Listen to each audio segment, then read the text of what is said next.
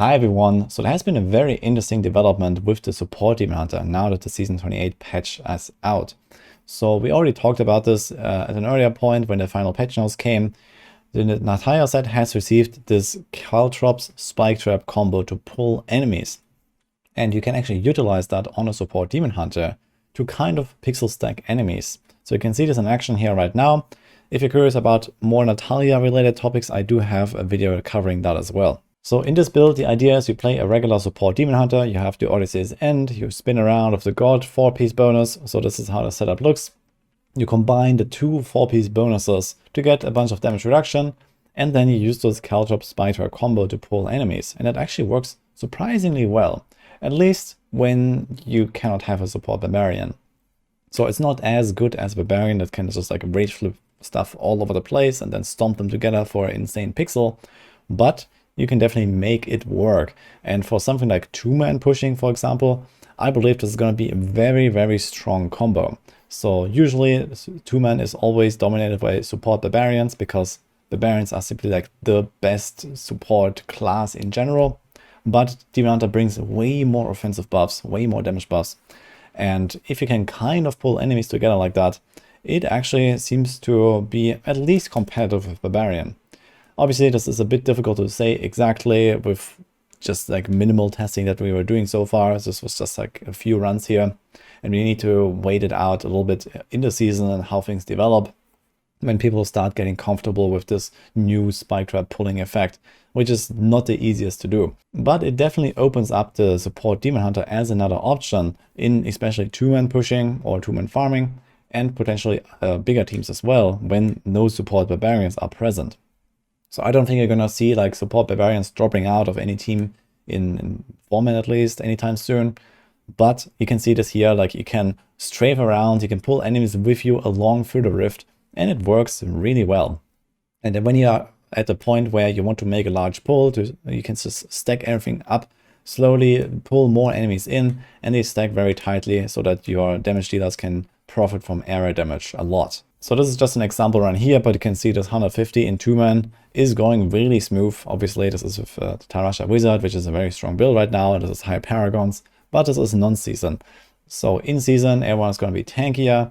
You're going to have a lot of damage, and you're going to have like a comparable wizard like this, probably at like 2.5, 3k Paragons or something like that.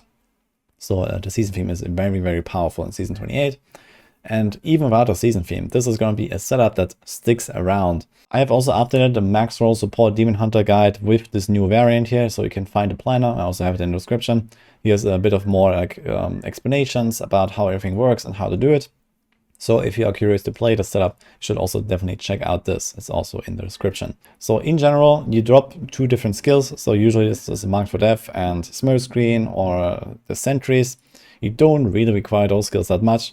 What you need to have is the Entangling Shot for the Odyssey's End, and then you have something like Multi-Shot, but again, this can also be replaced with something like Sentries for more defensive choices, and you bring basically all the same stuff with a little bit less DPS buffs, and you have this pulling instead. And I found that the best way to actually play this Demon Hunter is to just literally hold down the Caltrop button and the Strafe button together, and then just tap the spike traps on top of enemies that you want to pull. So you see this here, they're kind of getting pulled slowly, monster by monster kind of, they fly in and they pixel stack. It's really nice and smooth. And what you need to know is that the Caltrops can only pull enemies if they are not sprung yet, or in basically exactly that moment when you press the button. So usually you have enemies around you and you press the Caltrops and they will immediately activate.